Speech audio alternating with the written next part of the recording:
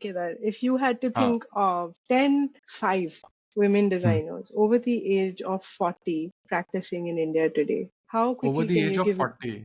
how quickly can you give me their names? Where are they? Where are all the women designers? I would Hmm. love to know that. I know some of where they are. You go to Hmm. any design school in India, the majority of the students are women. Hmm. In my cohort in 2002, we had 60% women. I have seen cohorts at NIT and MIT where the students are 75% women in any given year. I felt when I was in my 20s that I didn't know any women designers. I Hmm. did not have role models. And I said, where are the role models?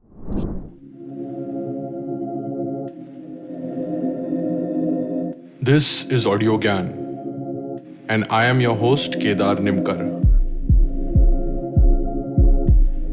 Welcome to a deep dive into the minds of luminaries from the Indian creative world.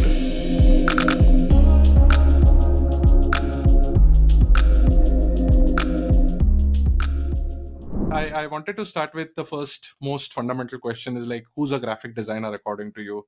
Like, what's the job, right? Like, and especially from your experience, you've engaged in poetry, literature, many other forms beyond just design, or as like computer pe nahi hai sirf. So how critical or how important it is also as an endeavor in any creative endeavor? I think a graphic designer, or even the way I think of myself as a communication designer, is anyone that communicates visually. And that you may be an illustrator, you may be a typographer, you may be a digital designer, but you communicate visually. And I think that's the visual experience, the awareness of it, and the crafting of that experience is at the heart of any graphic design. Hmm. And what's the job like? Like, I mean, like at a very not a tactical level, but generally as a responsibility or as a profession. So I think there are two aspects. One is that you genuinely think of yourself as a graphic designer. This is my calling in life, you know. And in that case, it becomes a practice, not just a profession. It becomes something you do every day as a sadhana, as a riyaz. It is an attitude towards your own world and your own experience through the world. And it informs every aspect of the work you do when you sit down at your desk and make something. When you think of graphic design as a profession, I think it becomes like any other job. There are certain do's and don'ts, certain trends and fashions, certain styles to be followed. Things look good or they don't look good. We're into design or we're anti-design. There are different attitudes, I think, that inform whether you think of it as a practice or you think of it as a profession. And I think from that point of view, taking that on, I thought of myself very early on as a designer, as a communication designer. I don't see myself designing products, for example, because I am an extremely visual person. But as a communication designer, I would say yes, I can be I can be a typographer one day and an illustrator another day. I could be a photographer the third day. I could be an art director the fourth day. But they're all connected and they're all linked and they're all part of the same journey through life. And do you see that like do these help not just in your when you look at design as a practice and profession, or like obviously it will help in profession as well, right? So Mhm. any thoughts around that? Like how does it help? Like these wide ranging kind of I think it uh, stems from a certain curiosity about the world, about the way people have designed the world around you. I think whatever kind of designer you might be, the moment you become curious about how something was made or why something was done in a particular way, or why this cup fits in my hand in this exact way, or why that signage is off center and annoying me when I'm driving down the highway. These are all aspects of curiosity where you wonder why something works or why something doesn't work, why something is comfortable or why something's not comfortable, why something's appealing or not appealing. And I think when you approach these experiences from this aspect of curiosity, you then start thinking about how something can be made better or hmm. something could be improved upon. And I think that's where innovation comes from. That's where that impulse to innovate comes from curiosity. It's not that someone has to give you a problem to solve and say, here, go solve the problem. No, you're a designer, you're a sensitive, creative, curious person. You have already experienced that there is a problem and you have already started thinking about how to solve that problem without even being conscious of it sometimes. So I think that's where it's a matter of attitude and an approach to life. It's a kind of it's a larger philosophical question, I guess, where you are thinking of yourself as a problem solver. As a designer, you are a problem solver, and that's where I would say to anyone that is thinking of or is in the design profession, is to think about how you can remain open, how you can remain curious, and how you can approach every experience with genuine wonder and curiosity. That makes a good. That makes will always make you a better designer rather than someone just following a brief and following constraints. Because sometimes those constraints need to be questioned as well, right? Like, why does this have to fit in this pixel size, or why does that have to be that shade of red? And these are open, honest questions that come from an experience, from an aware experience of life. So yeah, I mean, if I can articulate it, like, does it mean that these wide-ranging experiences make you more aware of yourself as a person, and then it somehow transpires in your work and your like Yes, activities? absolutely. I think some of the best forms of innovation come from where people are trying to solve their own problems or the problems of someone they love. Okay. You want to Yeah. make something better for your mother, or you want to make something better for your child. And I think that's where that human impulse is to make things better, right? And I think there isn't a single designer out there that wakes up in the morning and says, I want to make things worse for everybody, right? Yeah. Yeah. You wake up and say, I want to do this better. And that's the core of your life as a designer, is that you want to make something better. Could be just for yourself, but it Correct. could be for the world, Yeah. so designers want to change the world. And designers Yeah. will change the world. It may not be a logo, or it could be a Correct. logo, I don't know. Yeah. Yeah, in fact, talking about logo, I've always been inspired by Paula Scher, and that was the second question. Is that now that you also said Sujata Keshavan, yeah, we have equal great people in our part of the world as well. But how can then one grow as a designer in a discipline when, yeah, we can probably just look at the professional aspects of it right now, because as a practice, it's just never ending, right? It's you can keep growing till you have multiple births also. But at a entry level, a graphic designer is supposed to say master the craft or understand the stuff, right? But how, like, what does happen, what happens when you like really grow? Like, I've been always curious to ask this question, that like, what does a 50-year-old illustrator do? Like, what are they working on? Campaigns? Are they working on still refining the craft? Or how, like, what are your thoughts around this? Like, how does the career ladder grow? Like, say Sujata Keshavan, she's no longer like designing hands-on, definitely, but yeah, Milton Glasser or Paula Scher, what are they doing at Is 50, there's 60? still, yeah, he's still illustrating, right? I Hmm. think somewhere that question has to do with the state of the profession in the Hmm. country that we're in.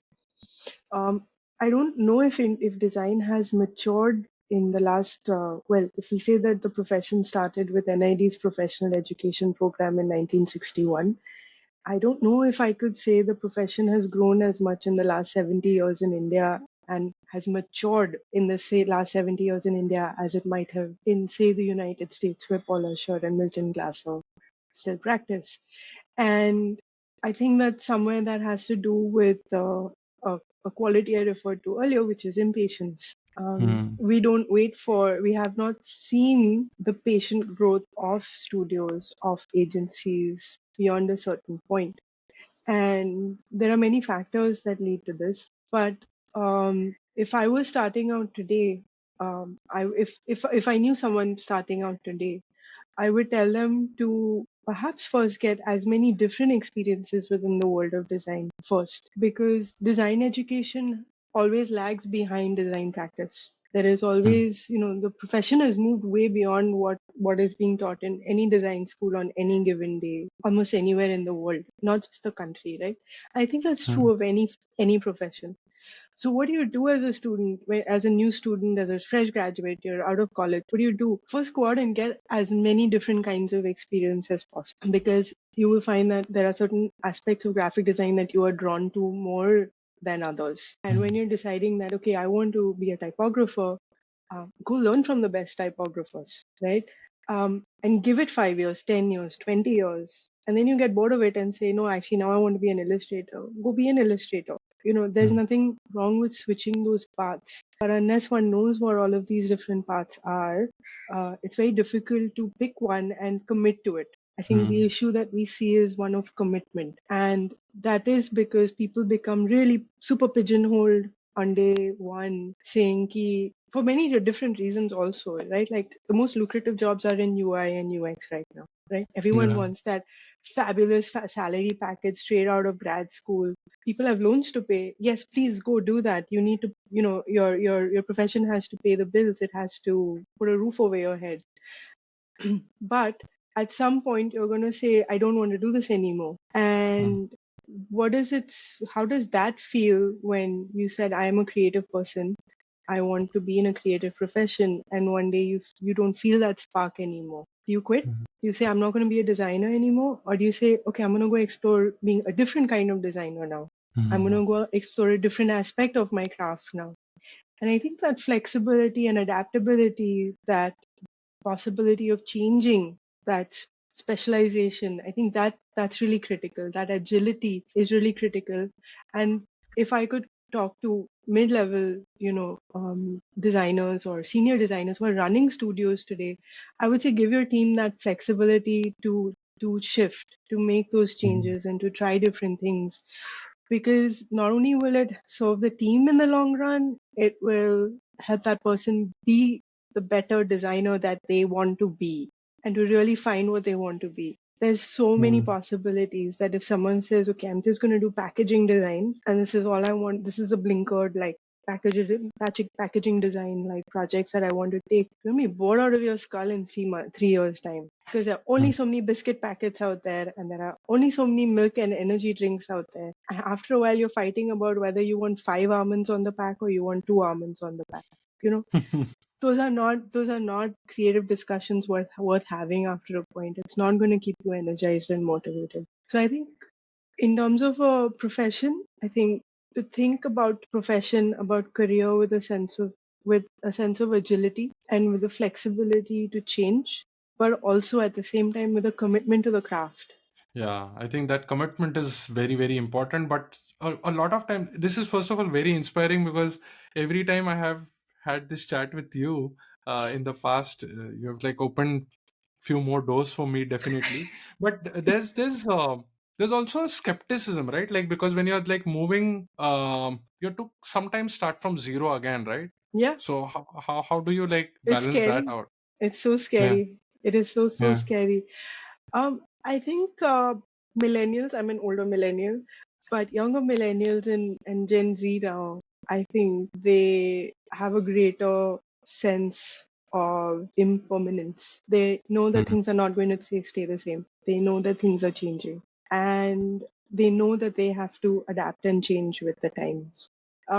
I've lost track of how many design kids, how many young people I know that went to design school and are now bakers. Which is also equally creative but in a completely different way.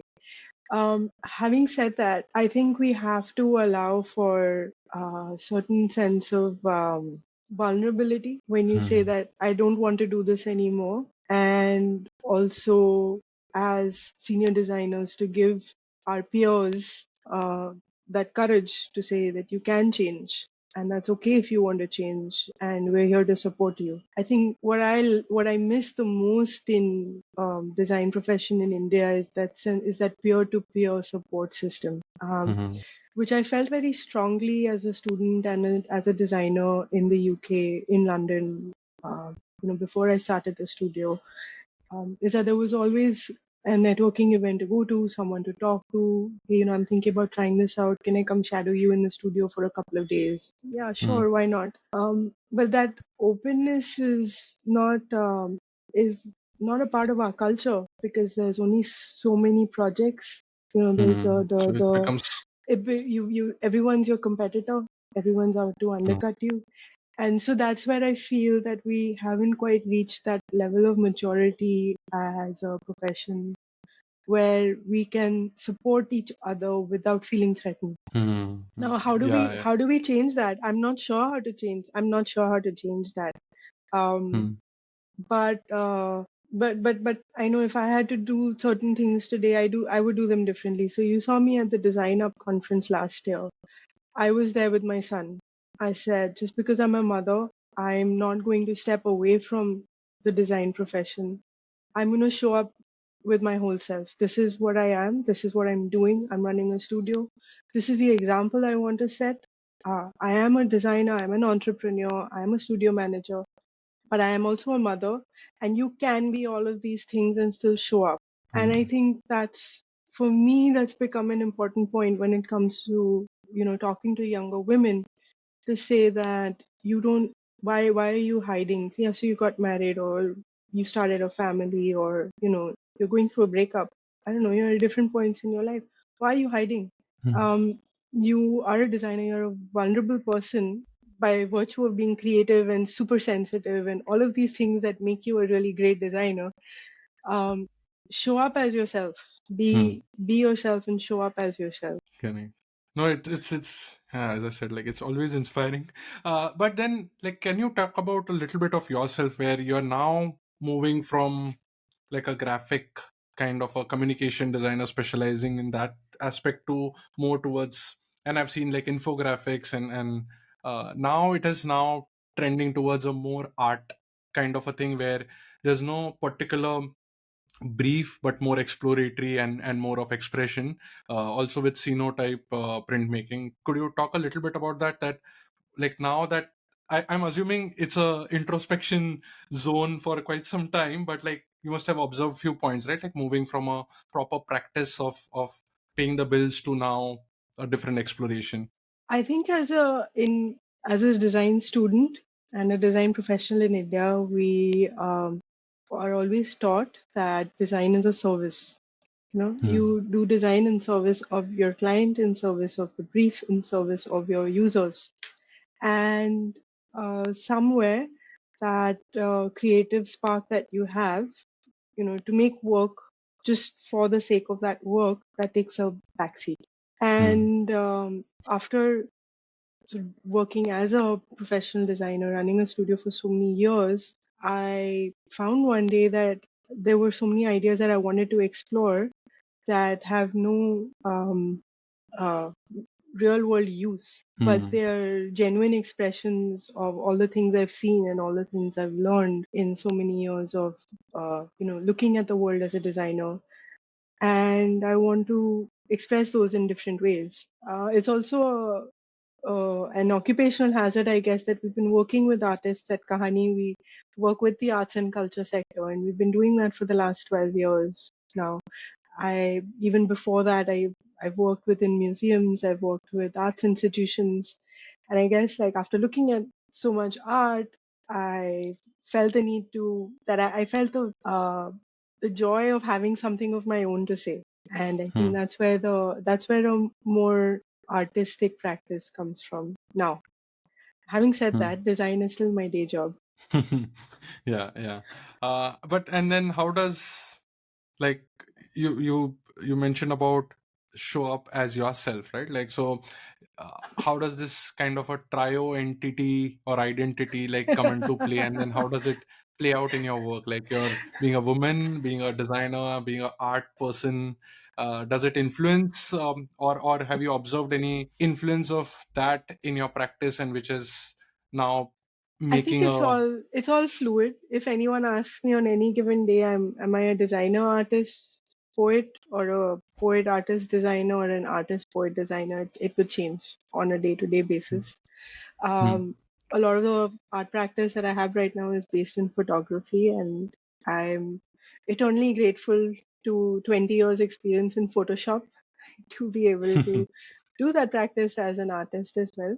So I don't think there are these like very airtight sort of barriers between them.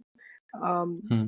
of course, in different fora, different people want to know, like, okay, what are you doing here? Okay, today I'm a designer. You want me to be an artist? Today I'm an artist. That's fine. I think it's Hmm. really amazing to be multi-hyphenate in the world, Hmm. because you get to explore the world in so many different ways.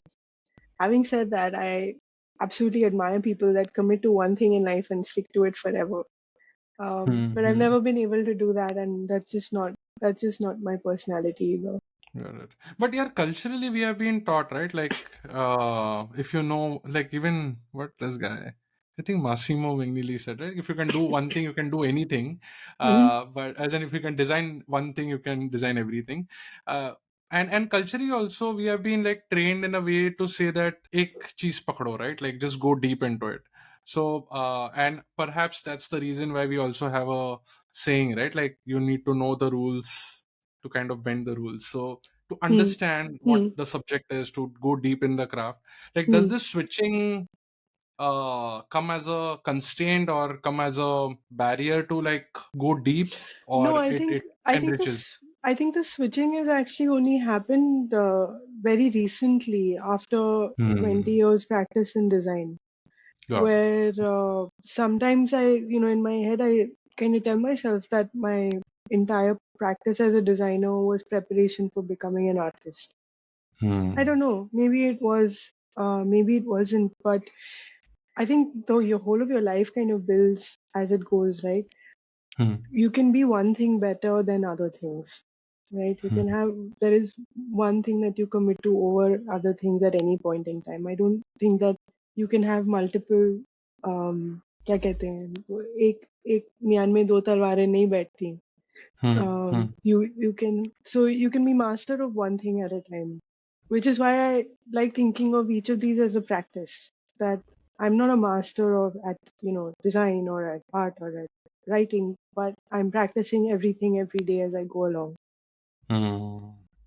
So So it yeah, well, it would be safe to say that like at least in the early days of your career, early years of your career, you need to master something, and then yes. like then switch your gears So if required. I had a wonderful teacher in foundation year at NIT Ahmedabad. His name was Emmanuel Suresh, and on day one, first class that we had with him, he said to us, "What you learn in foundation is your bread and butter for life." Hmm. And we are absolutely indebted to him for planting that insight in us on day one.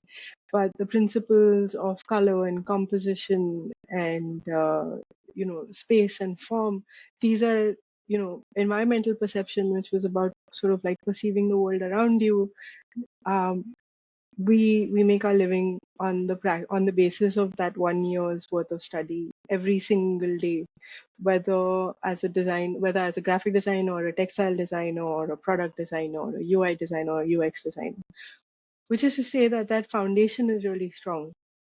And I think once you have a strong foundation, you can choose what you want to build on top of it. Hmm. Hmm. Got it.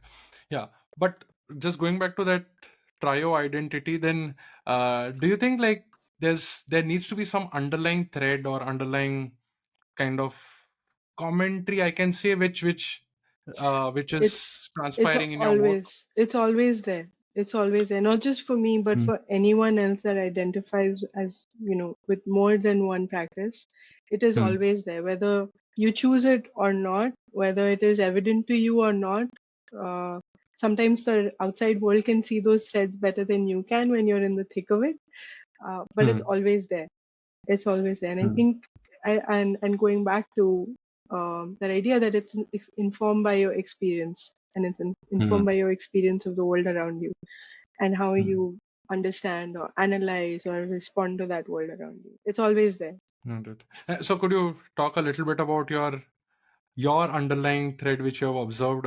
Maybe it could be the craft, the thing, or like the Indianness thing that you have been like consuming all along. Anything that has sort of given you a perspective. Ha, mera kaam is tending towards this. Now with Cyanotype, it's quite different, but yes, still with nature and lot. But yeah, can you share some things about it? I think I can say it now. I was not that.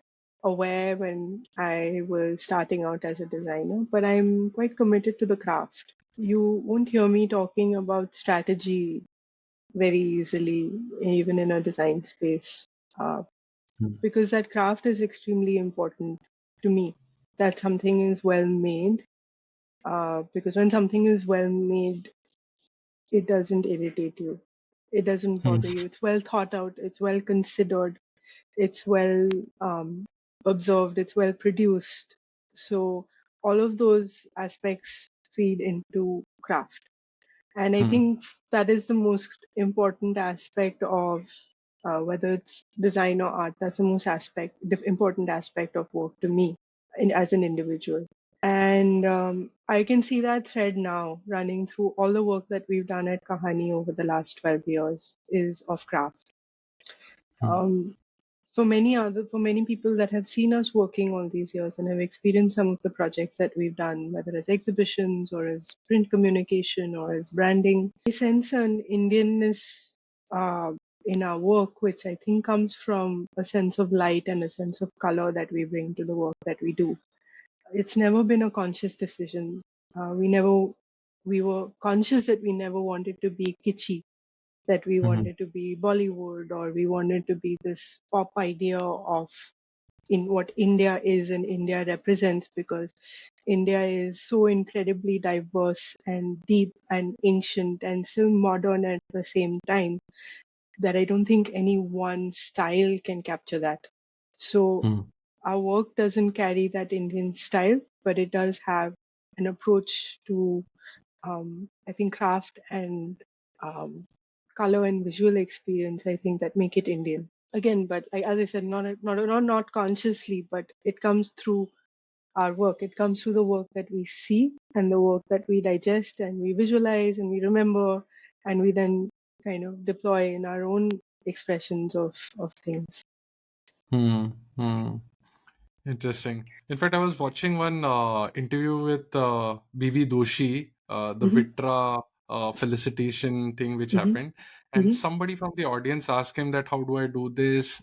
It was a person just asking something which I can't remember exactly, but Doshi sir replied, "Don't worry, just do."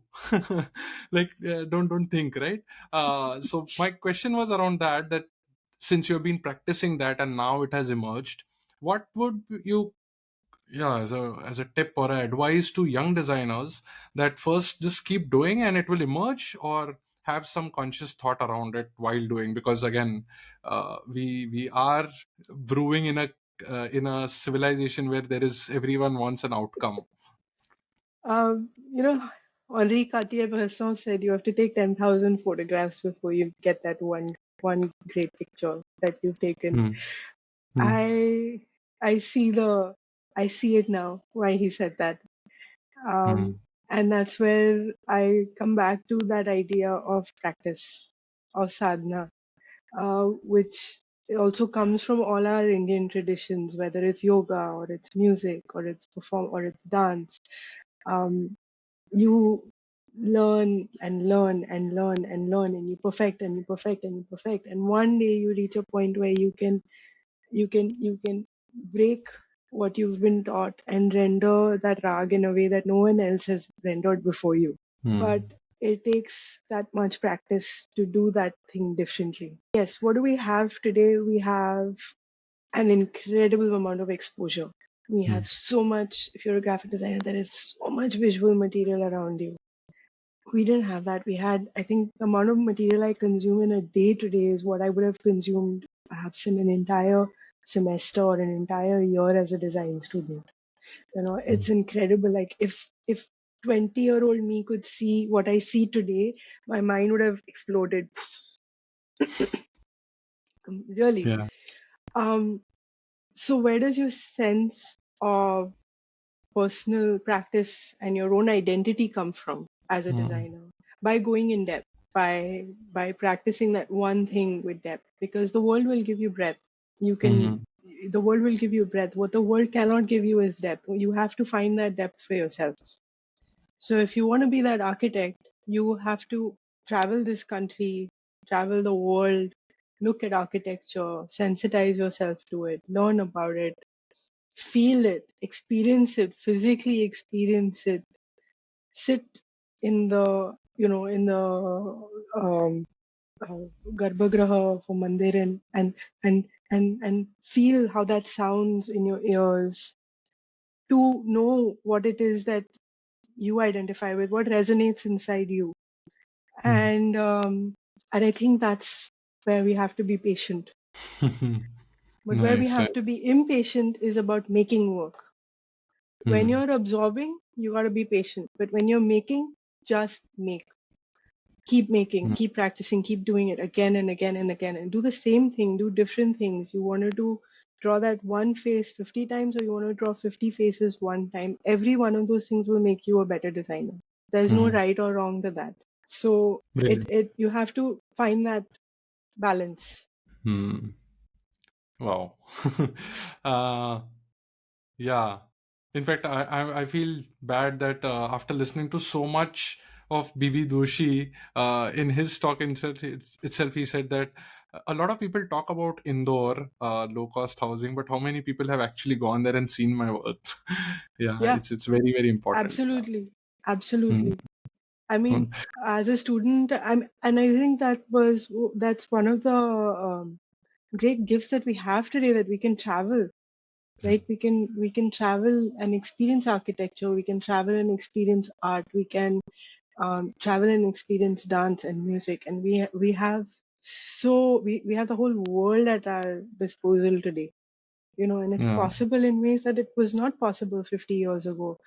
And it Hmm. is so incredibly exciting and so completely mind blowing all at the same time. Yeah. Yeah. Yeah. It becomes very actually, what you said, right? Like, वो जो sadhana hai that gives you more discipline as to pick your battles also at a Yes. subtle level.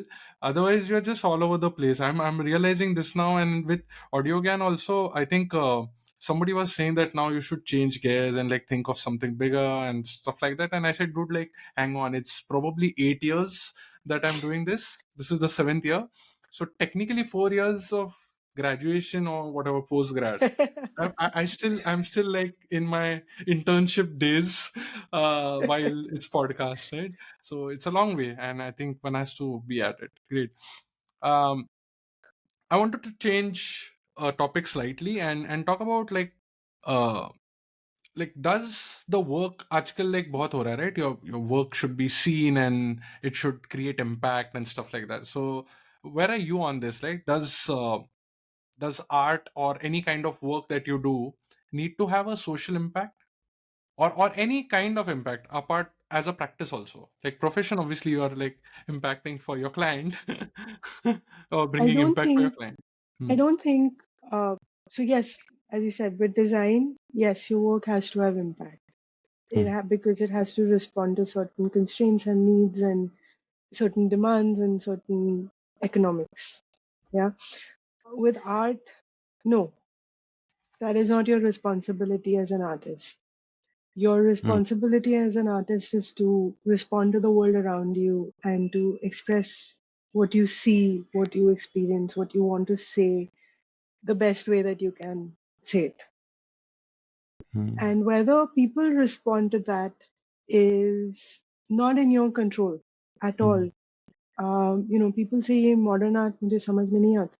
I don't understand Picasso. I can't understand Kandinsky. And that's because perhaps people don't have the vocabulary to look at that work or react or respond to that work. And that's okay. That's not your responsibility as an artist at all. Um, in some ways, that is the test of time. But your Hmm. job as an artist is to make work. And that's where I think in the sort of duality between being a designer and being an artist, I have to unlearn a lot of my design ways of thinking as a designer when I switch into artist mode, where I say there are no constraints here. I'm not judging Hmm. whether this is worth making. No, as an art practice, there is no question of worth making. If it is in your mind, it is worth doing, and you just do it.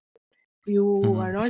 You're not trying to rationalize the effort before you do it. You have to do the effort. And that's what the Gita says. The Bhagavad Gita says that you must make the effort for the effort itself. not for its Mm-hmm. outcome. You cannot guarantee that outcome. So there are different dharms involved in whether you're a designer or whether you're an artist. Hmm. Beautiful. And do you see, so there has to be some principles on which you work, right? I mean, there could be some values. So again, there are these buzzwords, right? Ethical or being sustainable. So as an artist, like, do you sort of start there, or again, it can emerge as you mature in your practice? That emerges. There are decisions that you make to work with certain materials, not work with certain materials. I don't work with certain toxic materials because they're bad for my health. So that's a Hmm. very straightforward, like I end up with like allergies and sneezing and coughing over certain kinds of paint. So I won't do that kind of work. So I think Hmm. constraints kind of differ. As a designer, I don't think you can't always have those choices, but you Hmm. can work with your client to develop alternatives. So, for example, if someone comes to us and says, okay, I want to make this really big, like coffee table book, right? Like it's got to be super impressive. And we're like, do you know how much paper that's going to use? Like, let's think of something which looks impressive, but which uses less paper. Can we work with a recycled paper? Can we print in this way? Can we work with these kinds of inks? Can we work with this kind of finishing? And that is the experience we bring to the table as designers to help the client make those informed decisions. Hmm. So I Hmm. think some of these come from experience also. I don't think that one can work in print in print design and claim to be ecologically friendly, or I don't think I to be honest, I'm not sure you can work in any field where you're creating more of something and claim to be completely sustainable, right? Like, yeah, your clothing, if you're a fashion designer, you can make clothes that are more sustainable than other clothes, but the most sustainable thing is not for people not to buy clothes, for you not to Hmm. be a fashion designer, right? That's the most sustainable Correct. thing, is for everyone to wear the same thing. So let's Yeah. all Yeah. dress like Steve Jobs, and that's the most sustainable thing we could ever do. Um, Hmm. so, so I think there are certain checks and balances that come with experience, that come when you become more aware of your responsibility, um, that you then work with your clients as a designer to find those ways of doing things, coming back to doing things better, right? Hmm. Because that is why you're a designer in the first place, because you want to do something better. Hmm. So Yeah, and I better, think that, yeah, the better can have different axes, right? Like yeah, from a carbon footprint standpoint yeah, to just craft, like it could be yeah, just craft. yeah. Yeah, yeah, yeah. It In could fact, I be was no, go ahead. material economics, sustainability. I mean, what does that better mean? What does that Hmm. better mean? What is the problem you choose to solve? What is the problem you choose to work on? I think those are the questions that designers need to grapple with as Correct, as a correct. matter of like practice and career. I mean, we're talking long term thinking. Hmm. Hmm. Yeah. In fact, I remember I was having a chat with Ayaz Basrai, and he was saying that I think a good index would be like an architect who comes out of college. He built a building, or she built a building, and the whatever carbon footprint was X, and after 20 years of career, what was the carbon footprint of that, right? Like, if it's grown, you have like wrong, you've taken a wrong trajectory altogether. But that's how we, if we build our value systems and our entire incentives, then we can change as a community, as a society. Yes, Cool. But but the yeah, values yeah. are not something we are taught in design school, or Hmm. that are discussed in design organizations, right? Hmm. Yeah. It's not values. It's a value of something. It's a bottom line for someone. It's not the values that guide your practice. Hmm. Hmm. Hmm. Oh wow, it's a great segue. And you have now like sort of got into, um as in like not got into, but you have been like all along somewhere practicing plus also teaching, right? Like you have a keen interest in education. And since the time I'm following you, there have been a lot of workshops and a lot of talks that you give. So um like like what like how do you sort of bring in this practice and education should coexist, because as you also started off with, the education lags behind. Mhm. So what are your thoughts around this, like for especially in the graphic design world, like how should one practice and also coexist with the curriculum? So I enjoy doing visiting sort of lectures and guest teaching, classes, or serving as jury member for different sort of juries at different institutions. And I think where uh, the faculty that teach in design schools are actually laying that foundation for students. um, what what professionals provide is real time live experience, that this is how things can be done. They show you alternatives, they show you possibilities, they show you alternative trajectories. And um, and and I think that's where both need to coexist side by side. I don't see myself being a full-time teacher at any point, um, Hmm. because I enjoy being a practicing designer. But it's always amazing to kind of interact with students, to offer them possibilities. We've always had a very robust internship system at Kahani, and we've learned so much from young students that come in and work at the studio for the summer, for 2 months, 3 months. So I think that that give and take is really important, is really refreshing. It's really exciting for both sides to get a different point of view.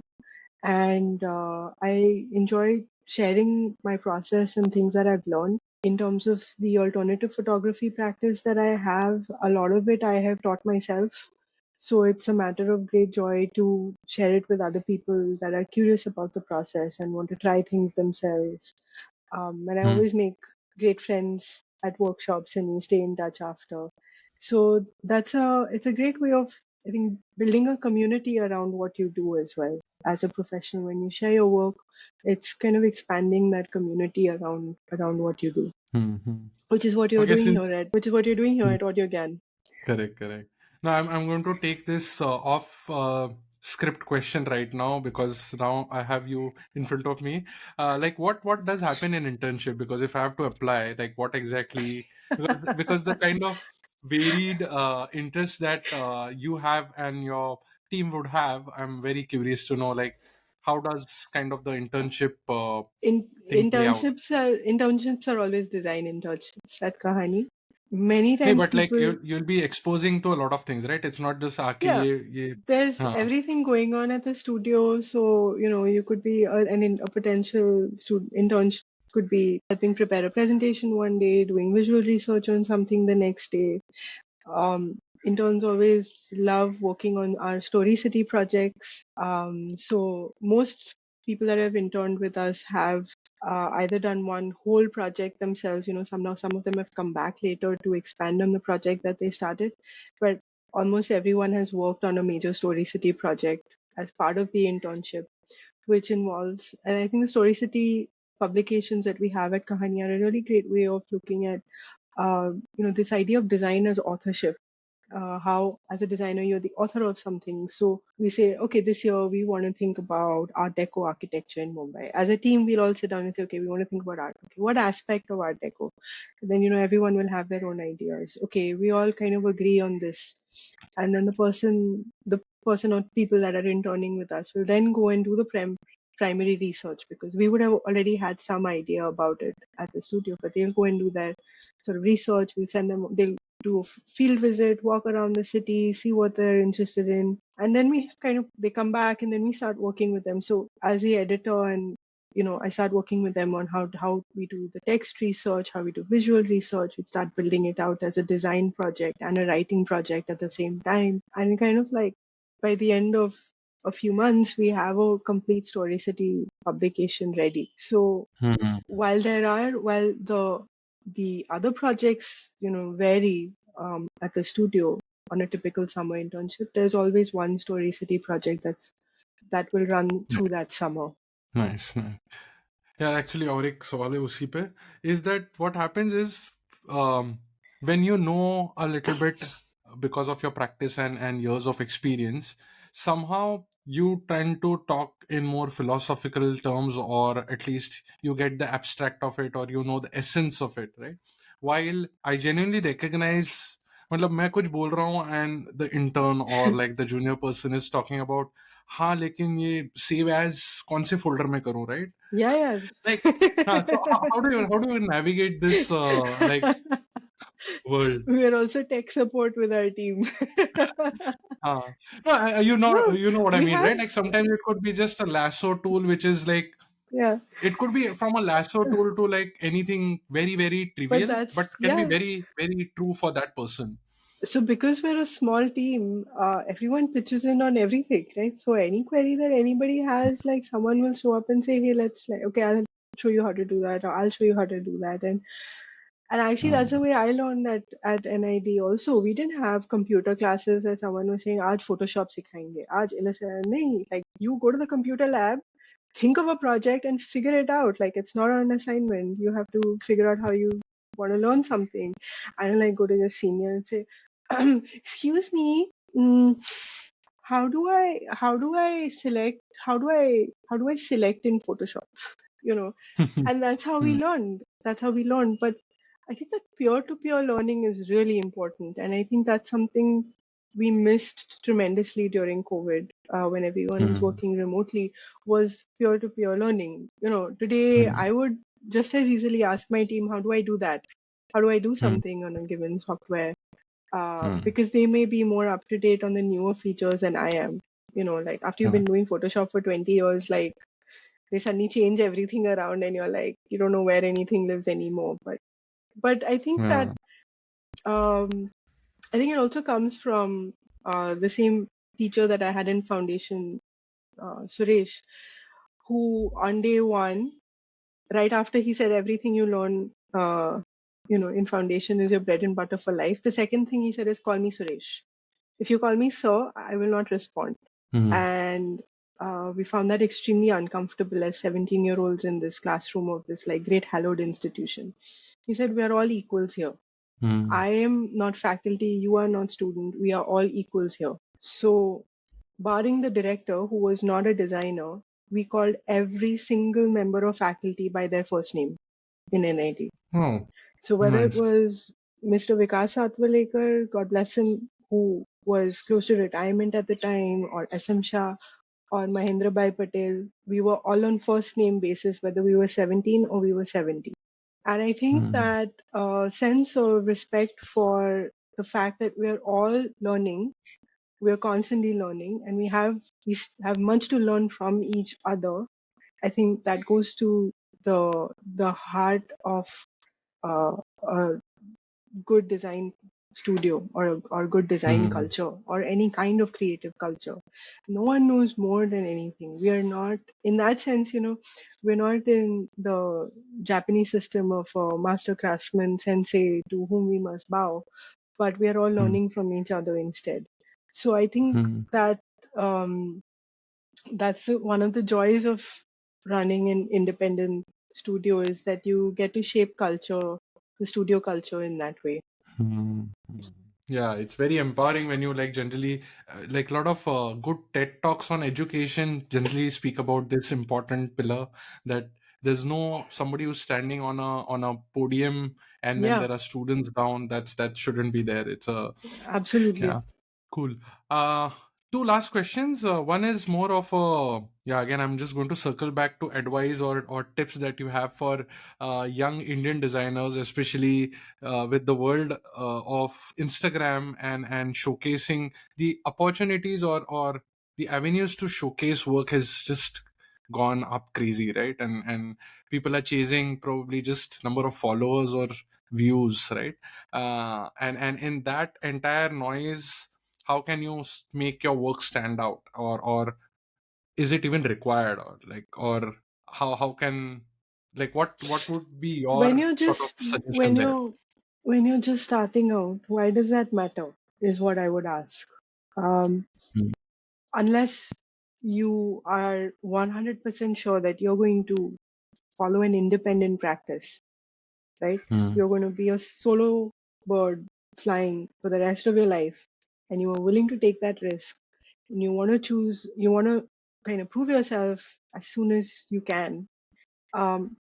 It doesn't matter how many people follow you or how many people like your work, Hmm. because what matters is how much effort you have put into your craft, into learning, into setting that foundation and committing to that practice and learning your way through it.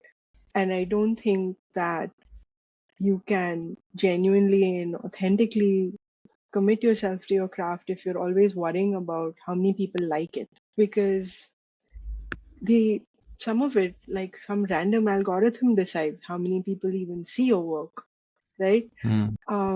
It should not be a measure of your self-worth as a designer, whether you're popular on social media or not. Because you Hmm. know what? Your work is probably not that good. It can't be. You're just out of design school. What do you know? Just assume that you don't know anything. I've been out of Hmm. design school 20 years. I still don't know anything. Hmm. Don't It's not about who likes what. I Hmm. think when you're working in a team, when you're working in a studio, when you're working in a team, it's about how you contribute to that team, how you contribute to that studio's effort, how you deliver on a project. I think those are real world skills. And also those are real world skills that are not going to be taught by remote working and hot desking, but those are skills that are taught in person in a studio when you're working with a team day after day. You're dealing with interpersonal relationships, you're dealing with your boss's mood swings, you're dealing with the intern that doesn't know how to save as in a different folder. It comes from all those experiences. So anyone that wants a life in design, that wants a career in design, it's more important how you show up to work every day than what Hmm. you show off your work. Wow! ये line tweet कर देंगे. Okay. And then if I have to weave in the women identity kind of layer to this, what would be like your suggestion Let me to? ask you something, Kedar. If you had to uh, think of 5 women hmm, designers over the age of 40 practicing in India today, how over quickly the can age you of give 40, how quickly can you give me their names? very tough. Sujata Keshavan is only one. Ashwini Deshpande, you can call it design. Yeah. As in like more practicing. Sujata's over 60, huh? Not You're under design, 40. You're under not 40. I'm asking for people over the age of 40. Over the age, Women yeah. designers. Where are they? Yeah. They're hiding. No, then hiding or they're like. They're practicing or they're not practicing. Where are they? Where are all the women designers? I would Hmm. love to know that. I know some of where they are. You go to Hmm. any design school in India, the majority of the students are women. Hmm. In my cohort in 2002, we had 60% women. I have Hmm. seen cohorts at NIT and MIT where the students are 70-75% women in any given year. And today you can't tell me the names of 5 women designers over the age of 40. Where are they? What happened to them? I felt when I was in my 20s that I didn't know any women designers. I Hmm. did not have role models. And I said, where are the role models? I'll tell you a few things that happened to them. Some of them got bullied out of the workplace Hmm. because they were expected to show up at odd hours, go home at 3 in the morning, hang out with the guys, work 7 days a week. They couldn't do that. They couldn't do that because it was really bad for their health. Some of them, when they became mothers, could not keep up with the grueling 15 hours, 18-hour work days that are demanded of women in advertising and design today. They couldn't. They dropped out. They stopped being designers. They spent Hmm. minimum 4 years training to be designers, at least 10 years working as designers, and one fine day they said, I can't do this anymore.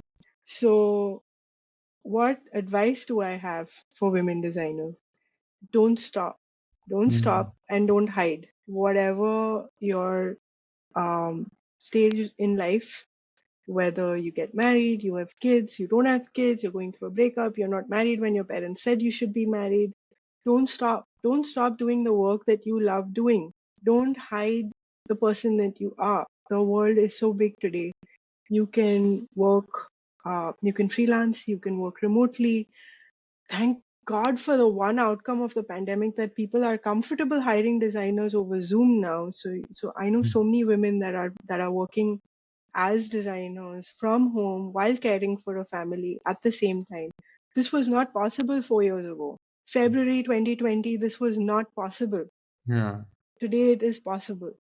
So my Mm. advice to women designers, whether they're 22 or they're 32 or they're 42, don't stop. Don't Wow. stop and don't hide. Yeah, it's true. In fact, I was recollecting some numbers just now, as you said.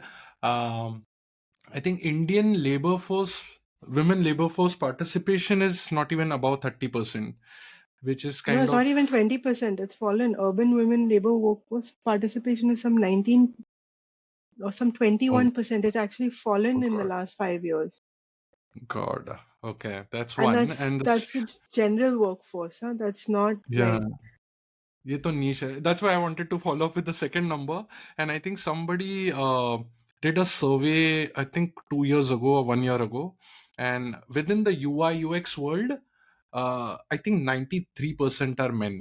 and how many of them trained as designers? हाँ वो एक अलग story है like academically trained or like people like me But who are in a but kind of academically trained, the majority of women that went to day school were women.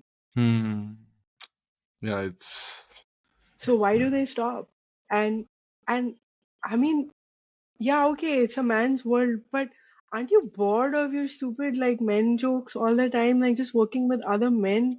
Like, don't you want to work with like wonderful, experienced, sensitive people that can bring an alternative perspective to the work that you're doing?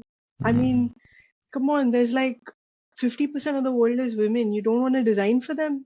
Or you want to design for them but not ask them what they need or ask them how they want something done? hmm. That's really bad design if you ask me. Yeah. I think we can conclude on this thoughtful note कि क्या करना है और क्या करना हमको नहीं है. It's just people have to just like I think a lot of these plan. are paradigm shifts, and Hmm. I think they will. Some things have to be affected um, by force, by willpower, where people actually have policies that support women, that support families, that support people at different stages in their lives, um, because it makes their teams better, richer, gives you a competitive edge, gives you an innovative edge, makes your work as Hmm. a design company better. Quite frankly, Hmm. you look at the kind of hiring policies that the world's most innovative companies have, like Google, for example, and they wouldn't dream of alienating like 50% of their workforce. So I think, but some of these are conscious shifts. So at Kahani, ever since we've started from day one, um, we have a 5-day work week. So we do not work weekends. We encourage our team, please go home, have a life, have support your sort of emotional, social well-being, take care of your families. Please find yourself a partner, find yourself a boyfriend or a girlfriend. Like, have time for those things. We Hmm. don't need to work these toxic work hours that make you unhappy with being a designer. I mean, come on, isn't it just sad when designers are unhappy being designers? I mean, you wanted to be a designer because it brought you so much joy, Hmm. because it made you so happy, and you thought you could change the world, and you Hmm. quit because you have to work 90 hours a week. That's just Hmm. that's just bad math, if you ask me. Yeah, That's yeah. that's someone not budgeting time and money and resources correctly. Hmm.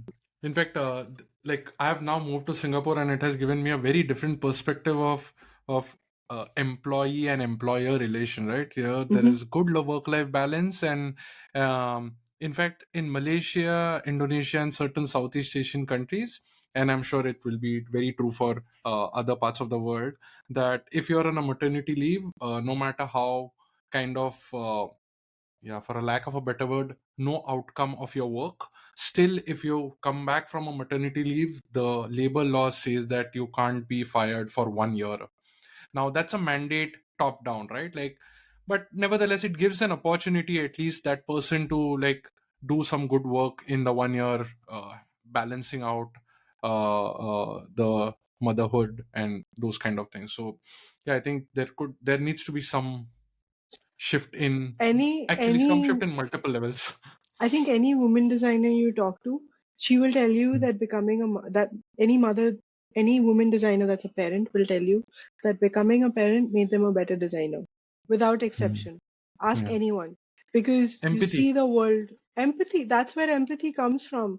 I'm sorry, but Correct. empathy is like such a buzzword, right? Like, put yourselves in the shoes of someone that has been there and done that. Yeah. Learn from someone that is watching a human child grow and learn language and learn how to hold a pencil or feed themselves, and it will teach you product design in a way that no design school can ever teach you.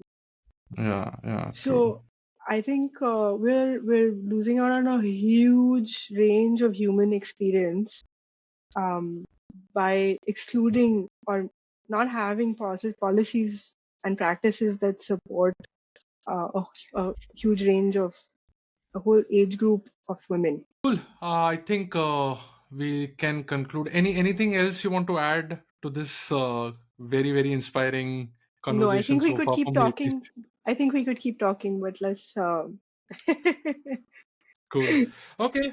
Thanks a lot, Ruchita, for giving your time. It was really wonderful as usual. Very very inspiring, and definitely, yeah. Look forward to having you again on Audiogyan. Thank you very much. Thank you so much. Always great fun talking to you because you open my mind up in different ways. Thank you. Thank you. Cool. Okay, that's it. I wish to once again thank Godrej Design Lab for bringing you this episode. Godrej Design Lab is an initiative of Godrej and Boyce, launched in 2014. Today, GDL continues with the intention of making life better and brighter through exploring how design impacts our life and how it can make it better. The team at GDL is focused on engaging the community through thought provoking events, supporting upcoming talent, and showcasing how design innovation can create better products and systems. Do follow us on Instagram at Godrej Design Lab and at Audiogyan Podcast, or check out Audiogyan Podcast on YouTube and any other channels.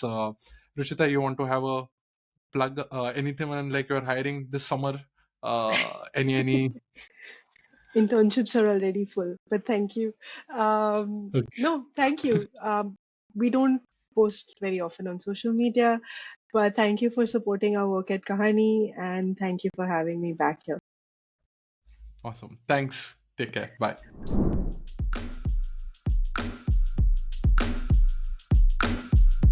And that's it from today's Gyan session. For show notes and more Gyan, visit audiogyan.com. And if you wish to connect with me, I am at Audiogyan Moments on Instagram. Until then, take care.